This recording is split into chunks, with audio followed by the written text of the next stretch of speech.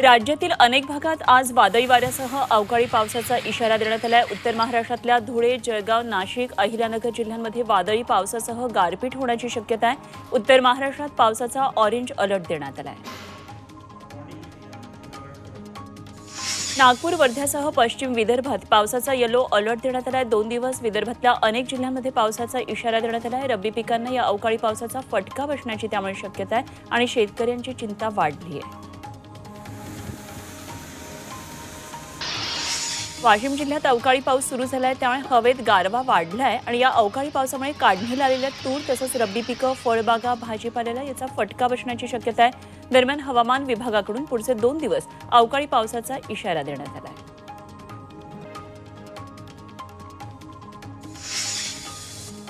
मुंबईत विषारी धुक्याचं साम्राज्य पसरलंय। या धुक्यामुळे नागरिकांच्या आरोग्याला आता धोका निर्माण होतोय, त्यामुळे वाढत्या प्रदूषणाच्या पार्श्वभूमीवर महापालिकेकडून नियम मोडणाऱ्या बांधकाम प्रकल्पांविरुद्ध कारवाई करण्यात येते।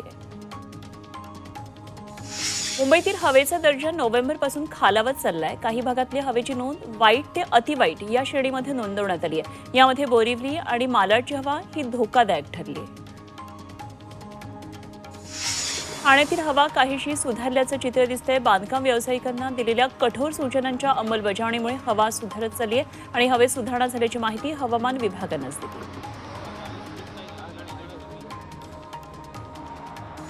अकोल्यामध्ये नाफेडकडून शेतकऱ्यांचे सोयाबीन खरेदी करणं हे सुरू आहे। अकोल्यातल्या 14 केंद्रांवर सध्या शेतकऱ्यांच्या सोयाबीन विक्रीसाठीची ही लगबग पाहायला मिळते। आतापर्यंत 1,82,000 क्विंटल सोयाबीनची खरेदी करण्यात आली आहे।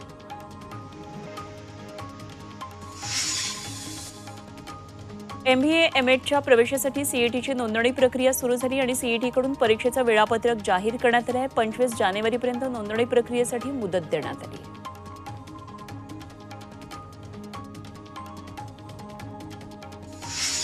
पुण्यानं गेल्या 5 वर्षांपासून माहिती तंत्रज्ञान क्षेत्रात राज्यातलं अव्वल स्थान कायम राखलंय। देशातील सॉफ्टवेअर निर्यातीमध्ये पुण्याचा वाटा हा सर्वाधिक आहे।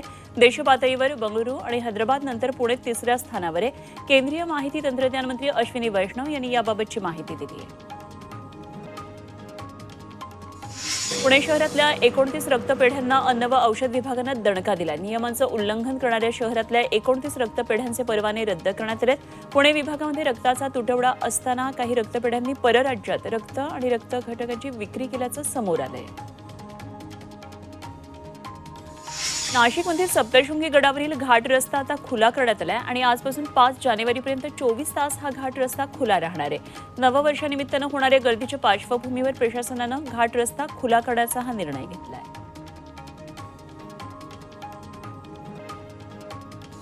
पुणे महापालिकेनं रस्त्यांवरील गतिरोधक काढण्याचा निर्णय घेतलाय। अनेक ठिकाणी चुकीची गतिरोधकं उभी झाल्यानं वाहतूक कोंडी आणि अपघातांचं प्रमाण वाढत चाललंय। त्यामुळे 250 गतिरोधकं काढून टाकण्यात आले, तर उर्वरित गतिरोधक लवकरच काढण्यात येतील।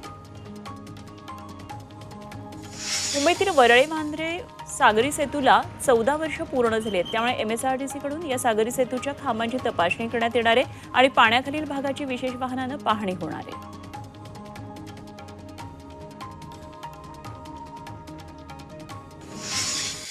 नव्या वर्षाच्या स्वागतासाठी रेल्वे प्रशासनाकडून 12 अतिरिक्त लोकल सोडण्यात येणार आहेत। प्रवाशांची गैरसोय टाळण्यासाठी 31 डिसेंबरला रात्री मध्य आणि पश्चिम रेल्वेवर उपनगरी लोकलच्या अतिरिक्त फेऱ्या चालवण्यात येणार आहेत।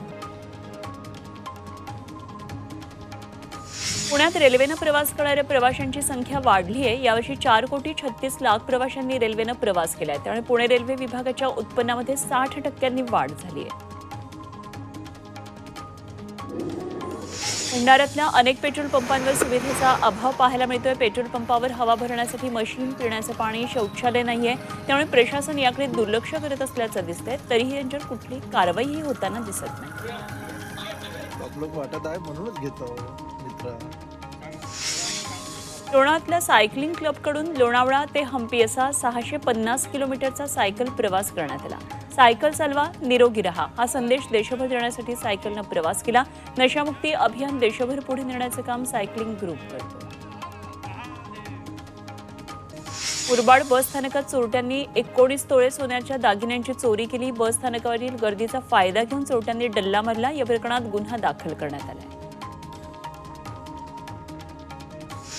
नाशिकच्या सिन्नर टोल नाक्याजवळ एका धावत्या कारनं पेट घेतलाय. कारमधील सर्वजण वेळीच बाहेर पडले, त्यामुळे मोठा अनर्थ टळला. आगीत संपूर्ण कार जळून खाक झाली. शॉर्ट सर्किटमुळे आग लागल्याचा प्राथमिक अंदाज आहे. अहमदनगरच्या पारनेरमधील विजी कार्बन कंपनीला भीषण आग लागली. आगीत लाखो रुपयांचं नुकसान झालं. दरम्यान अग्निशमन दलाच्या मदतीनं या आगीवर नियंत्रण मिळवण्यात यश आलं. पंतप्रधान नरेंद्र मोदी यांनी डॉक्टर मनमोहन सिंग यांना श्रद्धांजली वाहिली आहे. भारतानं आपले सर्वात प्रतिष्ठित नेते डॉक्टर मनमोहन सिंग यांना गमावलं. गेल्या काही वर्षात त्यांनी आमच्या आर्थिक धोरणांवर मजबूत ठसा उमटवला, असं मोदींनी ट्विट केलंय. डॉक्टर मनमोहन सिंग यांच्या निधनावर राहुल गांधी यांनी श्रद्धांजली वाहिली आहे. मनमोहन सिंग यांनी अमर्याद बुद्धिमत्ता आणि सचोटीनं देशाचं नेतृत्व केलं. अर्थशास्त्राच्या त्यांच्या सखोल ज्ञानाला देशाला प्रेरित केलं. सदैव त्यांचे अत्यंत अभिमानानं स्मरण केलं जाईल, असं त्यांनी ट्विटमध्ये म्हटलंय.